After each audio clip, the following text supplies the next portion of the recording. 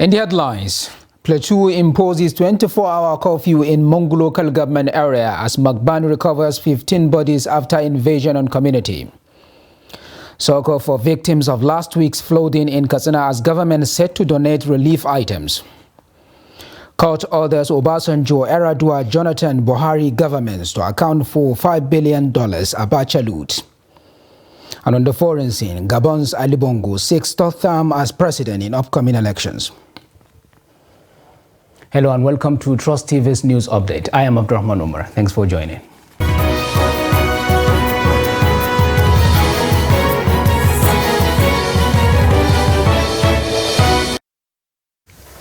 The Miati Allah Cattle Breeders Association of Nigeria, Magban, on Sunday said that 15 persons were killed following an alleged invasion of their communities in Mongo local government area, Plateau State, by Operation Rainbow, a state security outfit. The group also said 78 houses belonging to their members were burnt while over 2,000 cattle were still missing after the invasion. Adom Musa completes the report. According to the group, personnel of the operation arrived their communities when many of them were sleeping and started shooting sporadically with an armored personnel carrier, setting their houses on fire. When contacted on the incident, the coordinator of the security outfit, Singdang Mongak, denied the allegation, saying the accusation is misleading and unfounded. I was able to reach my operational team, and there's no report that any Operation Rainbow is fronting any attack anywhere.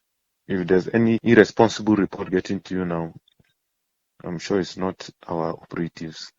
It's an assumption. Probably, if they're the ones attacking, I'm sure he might see a truck or something like that. The APC and the healers, none of our APC have been on. I'm on the tracking side now. There's no APC that was on from yesterday till 6 a.m. today. Yes, I can actually see it on our dashboard, on our operational decks. But the state chairman of Miati Allah Cattle Breeders Association of Nigeria, Magban, Nuru Abdullahi, while confirming the incident, said the personnel of the operation led some thugs to burn down houses belonging to their members in the affected communities. They chase Fulani away and thugs continue burning their houses, at especially Channel, Tiop, Generate, Kombili, Dil, Nagar. These villages have been burned down. Now that we are talking, some other villages are on fire. The Magban chairman, however, called on the federal government to intervene before things get out of hand. As a matter of urgency, intervene immediately and take necessary actions to forestall further peace and security in the states.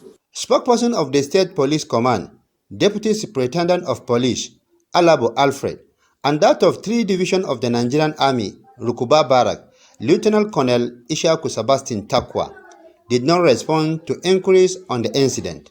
There has been crisis in the villages of Mongo, Riom, and Barkila, the local government areas of the state, where more than 200 people were confirmed killed, including women and children, in the last few months.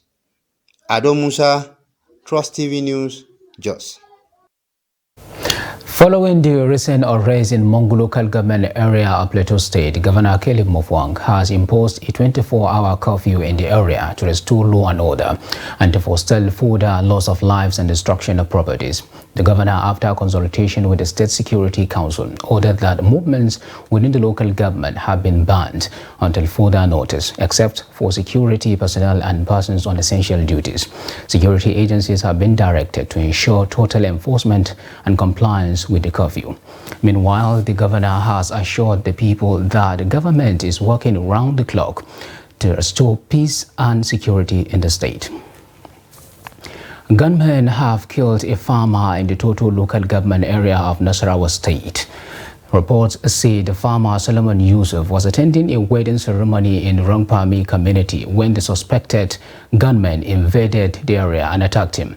In a statement signed by the Secretary of Bagi Cultural Renaissance, Foundation in the state, Musa Emmanuel Danaswa, said activities of the gunmen has worsened security situation in total local government area. Emmanuel Naswa also commended the intervention of Osuyelwa, Musa Abu Shoko, for bringing the situation under control and stopping the youths from taking laws into their hands.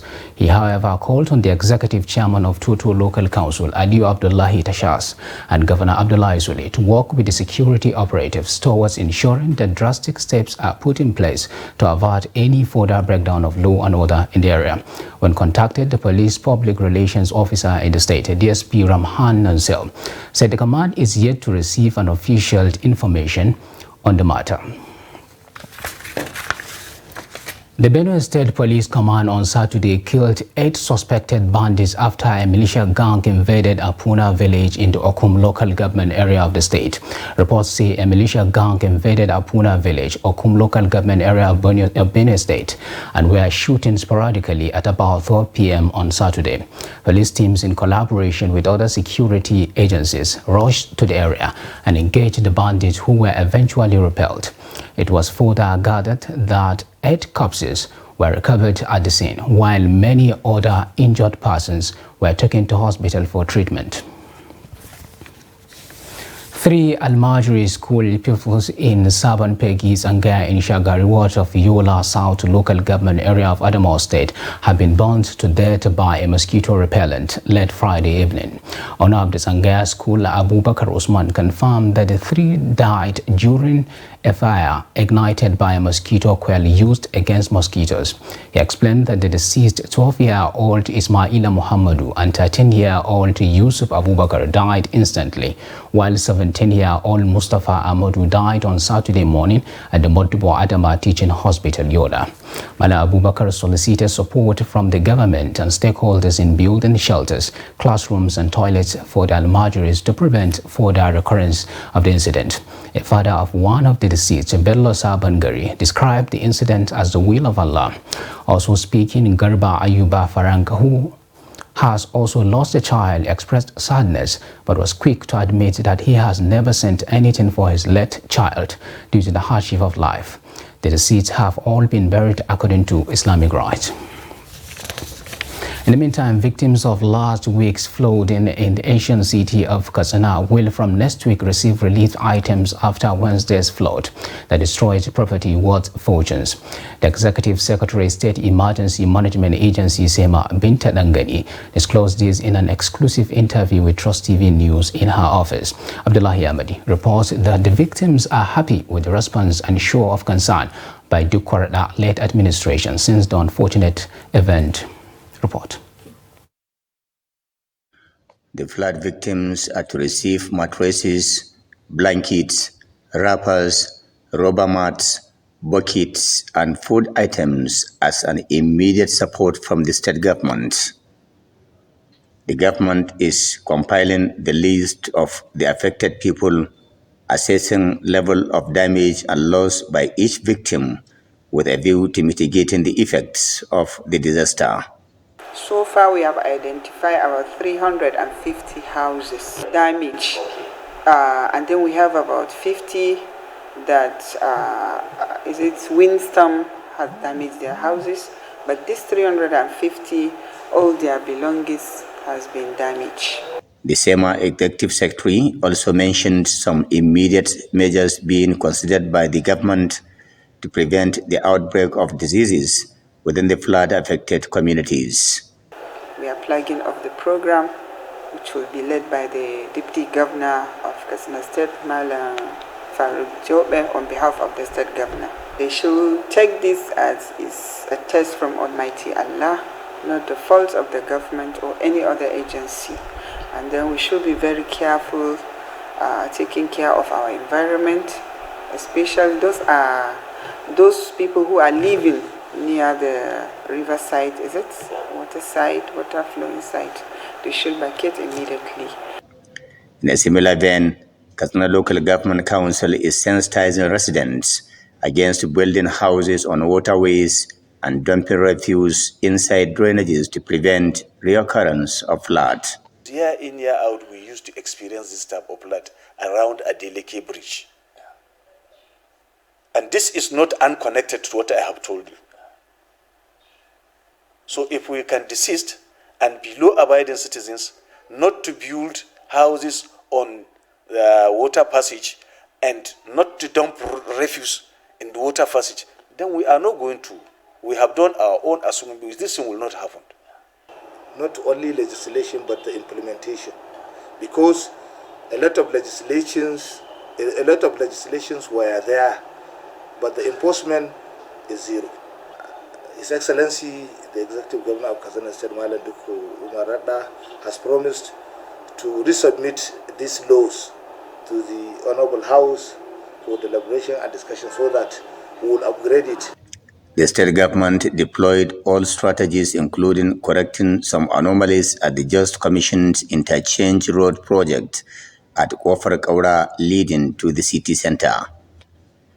The State Environmental Protection Agency, SEPA, has also launched a special evacuation of drainages and waterways in the ancient city.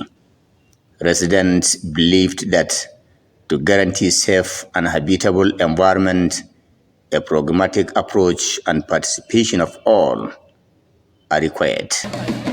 Abdullahi Ismayamadi, Trust Television News, Katsina. A federal high court in Abuja has ordered the disclosure of the spending details of about USD $5 billion of Abacha loot recovered by the governments of former President Olusegun Obasanjo, Umaru Musa Yar'Adua, Goodluck Jonathan, and Muhammadu Buhari.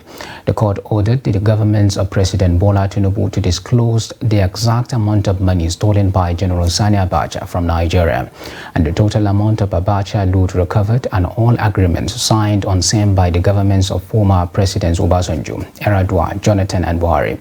The judgment was delivered last week by Justice James Kolowale Omotosho following a Freedom of Information suit brought by the Socio-Economic Rights and Accountability Project, SERAP. In his judgment, Justice Omotosho held that the application by SERAP is meritorious, and the federal government, through the Ministry of Finance, is hereby ordered to furnish SERAP with the full spending details of about $5 billion of Abacha loot within 7 days of the judgment. Meanwhile, the Police Service Commission (PSC) has approved the dismissal of 7 police officers over misconduct and abuse of office. PSC spokesperson Eke Chukwuani disclosed this in a statement on Sunday, saying the decision was taken at the 21st plenary of the Commission, which was presided over by Justice Clara Ogunbeyi on behalf of the PSC chairman, Solomon Arase. And he said besides the dismissal of the cops, 9 other officers were reduced in rank, including a commissioner of police. The commission had earlier approved the appeal for adjustment on the date of promotion to the rank of assistant commissioner of police for ACP Wuke Ehin Kingsley, and reinstatement of CSP Anele Samuel Onua in compliance with a court judgment. The PSC also approved the compulsory retirement of an assistant commissioner and directed a refund of all entitlements wrongly paid to him. It approved the posthumous promotion of late Inspector Efein Oroke to the next rank of ASP for acts of gallantry, and reinstated one dismissed Inspector Augustina Oko to take effect from the date she was dismissed. The Commission is expected to reconvene on Tuesday, July 11 for its 21st plenary meeting. And now we're going to take a quick break. Coming off after the break, we take a look at how substance abuse contributes to petty crime. Details of these and more after the break. Do stay with us.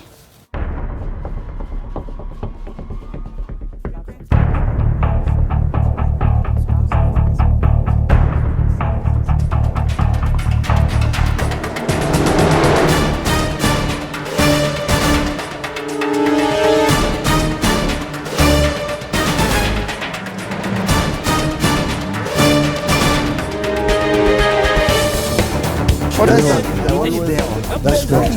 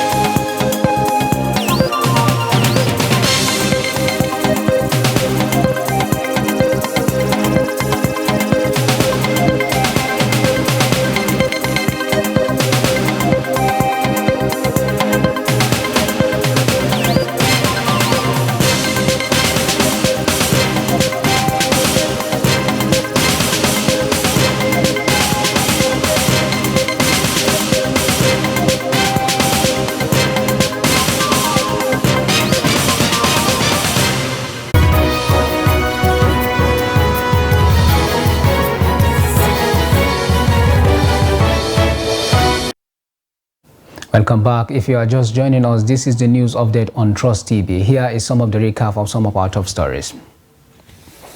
Plateau imposes 24-hour curfew in Mongo local government area as Magba recovers 15 bodies after invasion on community. And Soko for victims of last week's flooding in Katsina as government set to donate relief items. Now moving on to other stories. Nigerians have expressed optimism that the new administration will turn things around to end the sufferings people are going through in the country. Kabiru Lawal speaks to a cross-section of Nigerians on their assessments on the journey so far since President Tinubu took over running the affairs of the country in May. His report. Since President Bola Tinubu assumed office on the 29th of May 2023, many things have changed. For instance, a litre of fuel is now sold above 500 naira, a situation that made life difficult for citizens. The president had promised Nigerians that his administration will turn around the fortune of the country and make life more meaningful for the people. Some Nigerians want the president to match his words with actions. Well, there are so many things happening at the same time. There is a removal of the fuel subsidy. There is anticipated increase in the multi-year tariff system, and in fact there is also, I understand that there is going to be a VAT on diesel. So the immediate impact is to hike the inflation rate and reduce the purchasing power of individuals. But even the United Nations, the first point of contact, and when you talk about development, it's cut across infrastructural development, employment opportunity, education, and healthcare facilities. Others say the new administration should come up with policies that center on the welfare of the citizens and overall well-being of the people. In terms of public intervention, I think the immediate thing that the government needs to do is to try and put money in the pockets of particularly the vulnerable, because there is going to be differential impact of these measures on people depending on their income levels. Everybody should work towards adding value to the government. Everybody should strive to see that we support the government of the day so that development will achieve its peaks in this country. The president has set the ball rolling with few appointments and policy pronouncements since his assumption of office. Kabir Lawal, Trust TV News, Abuja.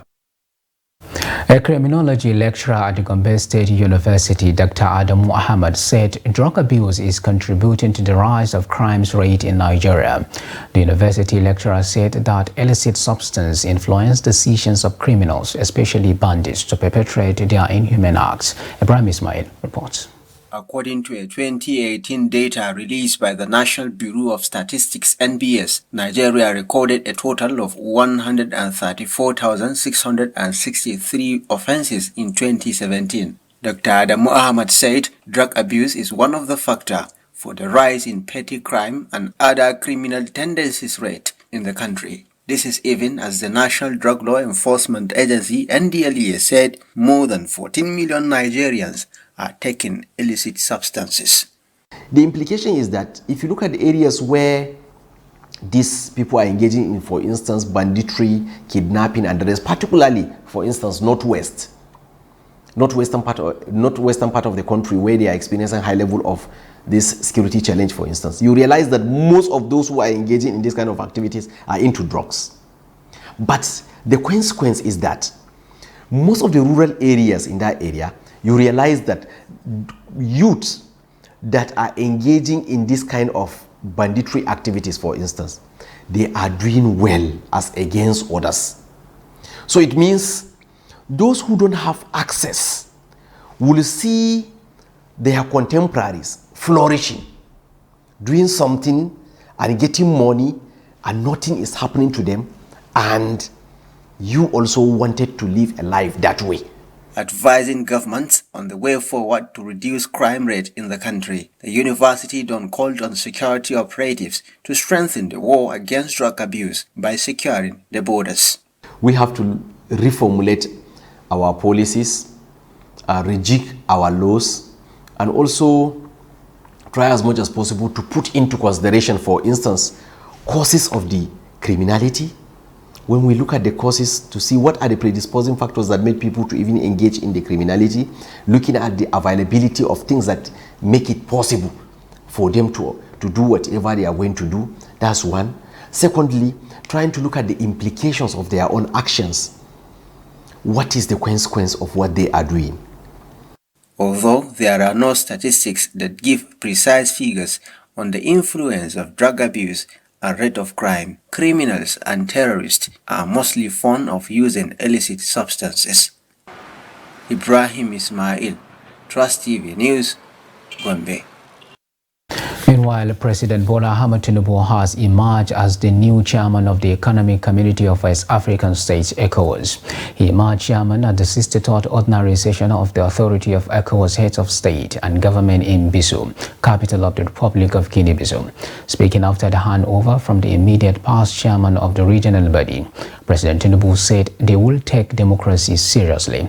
Democracy is very tough, but it is the best form of government. Earlier, member countries under ECOWAS have expressed gratitude and congratulations on the successful conduct of Nigeria's election that led to the emergence of Bola Ahmed Tinubu as the president of Nigeria. The immediate past chairman of the regional body and president of Guinea-Bissau, Umaru Sissoco Mbalo, in his remark, commended Nigeria for the sustenance of peace and strengthening of democracy in the West Africa region. President of the ECOWAS commissioned Omar Aliyu Thaure, on behalf of the community and institutions, congratulated President Tinubu on his election and assumption of office as the president of Nigeria, which is the biggest economy and country in Africa. And now, away from Nigeria, Gabon's President Ali Bongo Ondimba said on Sunday that he will seek a third term as the oil-rich African nation's head of state. Bongo's sister took over from his father, Omar Bongo Ondimba, the country's ruler for 41 years in 2009. The president was narrowly re-elected in 2016 with just 5,500 more votes than rival Jinping, who claimed the election had been fixed. Bongo suffered a stroke in 2018 and spent months on the sidelines recovering, leaving the opposition to question his fitness to run the nation. The Bongo family has ruled the country for 55 years already and is branded a dynastic power by the opposition. But the opposition has failed to agree on a single candidate for the presidential election, leaving some 15 candidates to announce their intentions to stand.